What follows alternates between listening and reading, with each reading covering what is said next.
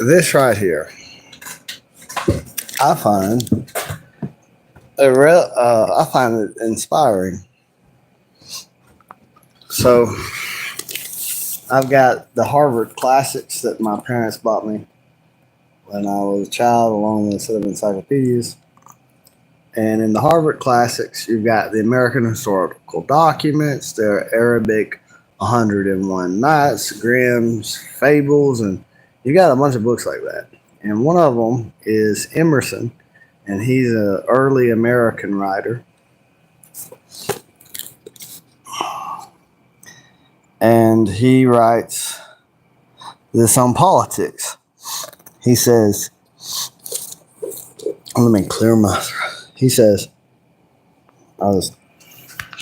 in dealing with the state, we ought to remember that its institutions are not aboriginal, though they existed before we were born, that they are not superior to the citizen, that every one of them was once the act of a single man. Every law and usage was a man's expended to meet a particular case, that they all are imitable, all alterable, we may make as good, we may make more better. Society is an illusion to the young citizen. It lies before him in rigid repose, with certain names, men, and institutions rooted like oak trees to the center, round which all arrange themselves the best they can. But the old statesman knows that society is fluid. There are no such roots and centers, but any particular may suddenly become the center of the movement and compel the system to gyrate around it, as every man of strong will, and I'm going to show you the word, and this is Emerson in his essay, Politics. What is that word right there? Pisistratus or Cornwell? Okay, that's the word I was talking about. Cornwell does for a time, and every man of truth, like Plato or Paul, does forever. But politics rest on necessary foundations and cannot be treated with levity. Republics abound in young civilians who believe that the laws make the city, that grave modifications of the policy and modes of living and employments of the population, that commerce, education, and religion may be voted in or out, and that any measure through it were absurd may be imposed on a people if you could only get sufficient voices to make it law. But the wise know that foolish legislation is a rope of sand, which perishes in the twisting, that the state must follow and not lead the character and progress of the citizen. The strongest usurper is quickly gotten rid of, and they only who build on ideas build for eternity, and that the form of government which prevails is the expression of what cultivation exists in the population which permits it.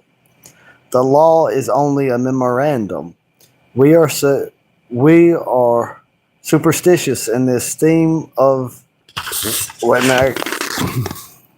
I'm gonna drink me some tea.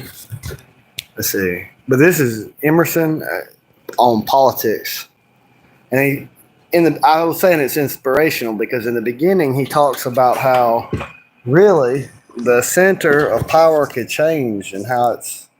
Here, I'll flip it around for a second, and I'll show both pages if you want to screenshot.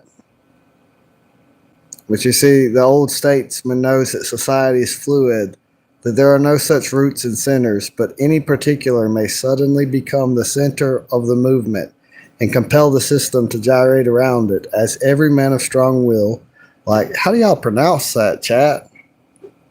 Pisistratus or Cornwell does for a time. You see,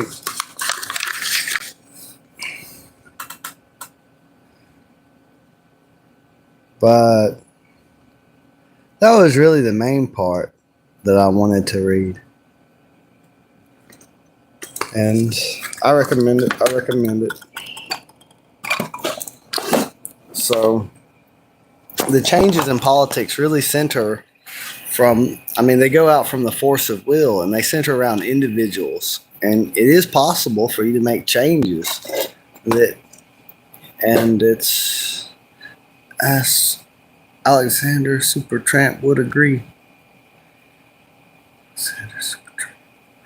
I'm not familiar with Alexander Supertramp, but I'll look it up. I gotta write it down because I'll be forgot if I don't. And I'm a man of my word. I'm gonna do what I say I'm gonna do. So I'm gonna look this up. Alexander Supertramp. Are you saying that he would agree with Emerson's essay on politics about how the center can change? Anyway, so.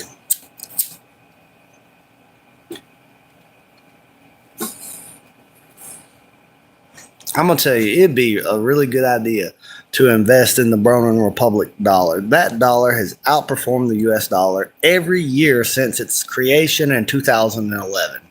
In 2011, the Bronin Republican currency has always outperformed the dollar because it is backed on land and silver and stocks and gold.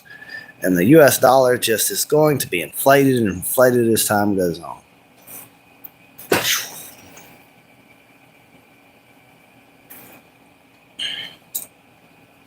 And a seed, when you plant a seed, you get a pretty good return. If you just plant one purple hull pea seed, look at how much you get back. You don't get that with the stock market.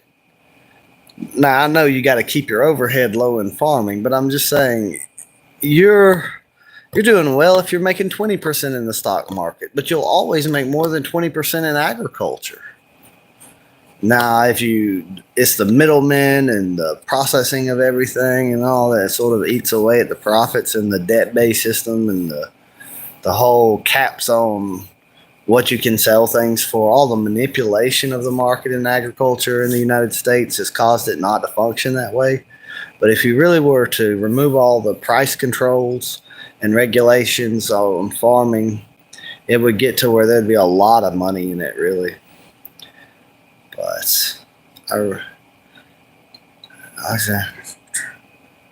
so I was using the timer on the last stream to know when the biscuits were ready. And now it's a different one and the time is different. Them ain't ready, I don't think they're ready. Corn's probably ready. Steak and squash are ready. That's gonna be good. Look, if you get out here in time, I'll share it with you. This is in Advanced, Georgia, between Alamo and McRae. 867 Eric Road. That's probably not wise at all. But I can't upload this whole stream now. I don't know when the biscuits will be ready now because I did a different live stream. They look like they're not ready. They still look kind of like they're dough. Well, I teach your mom and your student. What's she say? She said that it don't go right with her, and no, we don't get them, then we can get them. So we're probably not gonna get them. So yeah. Cause she's like, if she ain't gonna keep it, she'll get it to Noah. Noah probably gonna get it because he had a small dog before. Yeah, that's probably what's gonna happen. But and then he's gonna be all by himself. There's a lot of people that live in that house. No, in my dog. Oh yeah. Yeah, good.